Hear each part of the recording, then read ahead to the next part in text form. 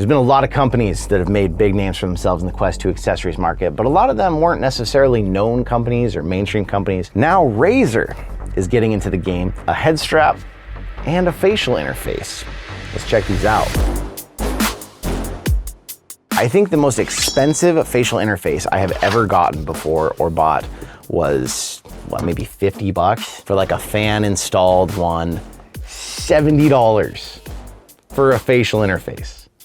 No fan, nothing. Now both the head strap and the fan can be bought in a package deal for $140, so not any cheaper. I'm not really sure why there's even a package at that point. I guess they'd ship together, but that's a lot of price. And weirdly also, it's funny how the freaking head strap is in this tiny little box and the facial interface is in a huge one. These were made in partnership, of course, Meta, Razer, but also ResMed, San Diego-based medical supply company that specializes in like sleep apnea masks, CPAP machines and stuff. They're a company that knows how to make something that's comfortable on your head because you gotta be able to sleep in it all night. Well, I will say, first thing coming out of the box, this doesn't feel like any facial interface I've ever felt before. It feels truly unique. It's flexible in all directions. The silicone's almost velvety. Boy, 70 is still a high price, but I've got to say, coming out of the box, it feels like one of the most quality interfaces I've ever felt. Now the head strap's taking a different approach. A lot of head straps are hard, plastic, trying to do everything it can to kind of keep that weight off your face. This one is actually supposed to be flexible, as you can probably tell by the tiny little box. We've got some Razer branding on the back. We got an adjustable top strap. We got the sides that snap on. It's not really a stretchy fabric. It's got a little bit of give. Got this huge hole to go around the back of your head to help kind of balance this weight and stuff. I just always worry when there's there's no counterweight on this. I always worry what that means. But what it may do is it may grab the back of your head, and then when you tighten the top strap, it may really help pull that weight up.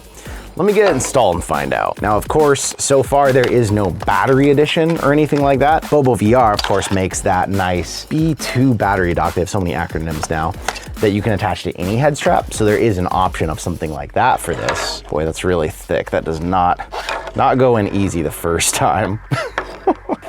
Insert, that's what she said right there, geez. Is that what she said? Wait, yeah, that's what she said. I'm feeling very interested in the facial interface, actually. I don't know about the head strap so far. That snaps on nice. Adjustable right here to where you can kind of fix that around. We're gonna mess with that once it's on my head because I'm not really having any idea what I want from here. It's interesting, the whole thing is this black aesthetic too. Like, it really separates out your headset as being white and everything else being black. I don't care much about looks when it comes to head straps. I'm looking for function and comfort, but it is something that matters to some people. All right.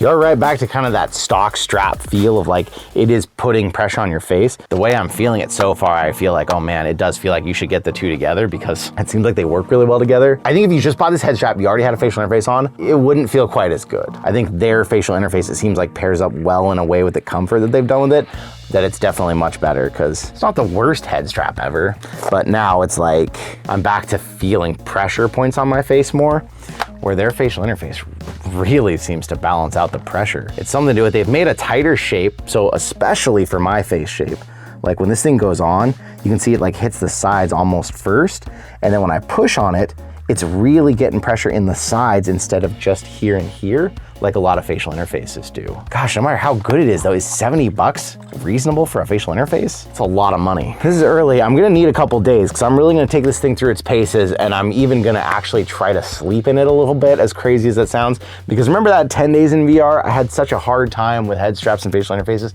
finding something I could sleep in. And I'm curious about this one because it's made by a company that makes products to sleep in. I definitely am already missing my counterweight of my BoboVR though. Like, it feels like I'm constantly, like my neck is starting to crane. I'm constantly holding that weight up again and my face just wants to drop forward. And I don't think that any head strap can truly fix that, because the problem is it's a ton of weight hanging off the front of your face.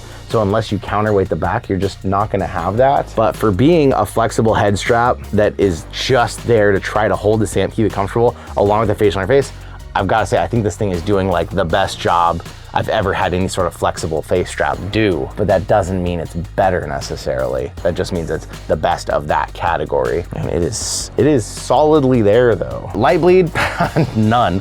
This thing really molds around your face here. The nose guard does a good job. I feel like I don't see any light coming in through the outside. It's got some little vents. It's hard to see if those are real or if that's just like a style thing. Oh yeah, they're real. If I bend the facial interface just a certain way, I can see through them. So it's got some vents on it, but obviously no actual airflow. This thing is boggling my mind. I'm gonna need a few days. So I'm gonna take this away and come back at you in a couple days and tell you my final thoughts on it. But so far, the quality and the feel is not only better than I expected, it's actually pretty good. I feel like still, I'm gonna get that same problem for anyone who has a neck that doesn't like that weight off it though. Like already my neck is kind of tired from the way that was pulling forward. And I don't think there's any way to win without a counterweight on that front, but I'll come back, talk to you in a little bit. After days and days and countless hours, actually, I think I did like a 3 Demio run marathon one day to really experience this strap. It's time to talk about the strap and the interface. So let's start with the interface. The interface, at first impression I talked to you about, I was like, man, the silicone feels weird. It almost felt velvety. And when you first put it on your face, it feels really nice because of that. But in about 10 minutes of having it on, it sticks. And I mean, like, when you go to pull it off, you're peeling your skin out as you pull it off. And I don't like that. I really didn't enjoy that. Another person who'd actually gotten one even messaged, I asked them, hey, is yours sticking to your face? And they were like, I returned it because it was so sticky. But along with that stickiness, you have to pull in tight here. I don't know if you're gonna be able to see this. It picks up crap like none other. Like there is hair and lint and gross stuff all over this. And I haven't even kept this anywhere weird. I've kept this on a shelf or on my desk, normal VR spots, and I don't even want to put this on my face right now, seeing this in the light. Beyond that, it is really comfortable. Like it fits my face perfectly the way it feels. I really like all that about it, but I feel like the stickiness, the picking up gross stuff is a bit of a deal breaker. And once you start sweating, at least it doesn't stick anymore, but then you're back to it slipping around because it's silicone. Even though it has those little vents, it's still fogged up when I did active stuff, just like any of them that don't have a fan do. Maybe even worse because it gets such a good seal with this silicone around your face that moisture only has a few places to go, and one of which is on the lenses. It's not terrible, but it's 70 bucks. Those things for me are too much of deal breakers. I wouldn't get the interface. Now the strap, I was surprised at how comfortable the strap actually is for the fact that it doesn't in any way counter the weight or anything. The problem was the strap is comfortable. It holds the Quest 2 nicely. You still have that constant like boat anchor effect on the front of your face with the whole headset, all the weight of it just hanging off the front. I did find a way to fix that with my trusty Bobo VR portable dock that can go on any strap. I put it on the very back and it countered the weight nicely, kept my head comfortable, kept my face more comfortable. But the problem was, one of the reasons I liked the strap in the first place was I could lean back on any surface and I didn't have an issue. You put this on the back and you're immediately back to having that issue. I also tried it for a while on the very top, but then you kind of had this weird effect where there was a lot of weight on top of your head, so it didn't really counter, it just added more weight to the top. I like the strap more than the facial interface, but I just can't think of a good case use of why I'd want to pay $70 for it when there's other straps that do everything better. Maybe if you were a sim racer who really wanted something you could lean your head back on and be a little comfortable, but you're still getting pulled forward. Or the one other thing I thought, if you travel a lot, this thing really condenses down small, but so does the stock strap. Like for me, usually if I need to take it in a bag, I'll put the stock strap on it, and then when I get home, I'll switch back to my Bobo. Can tell I was playing Demio. So with that, 70 bucks each, 140 together, I think it's just too expensive for me to recommend. The facial interface, I had really high hopes because it was so comfortable in the very initial impression, but between the stickiness and the grossness now, like even just now, when I thought about like putting this on to demonstrate for you guys, I don't want to put this on my face right now. It's just looks so gross, and the stuff doesn't easily brush off. It's like stuck on there because it's sticky. Not for me.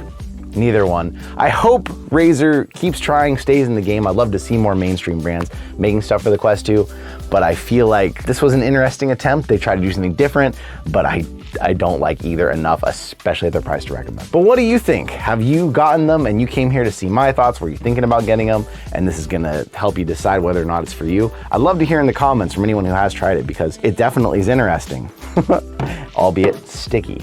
But thank you so much for coming out, and I will see you in another reality.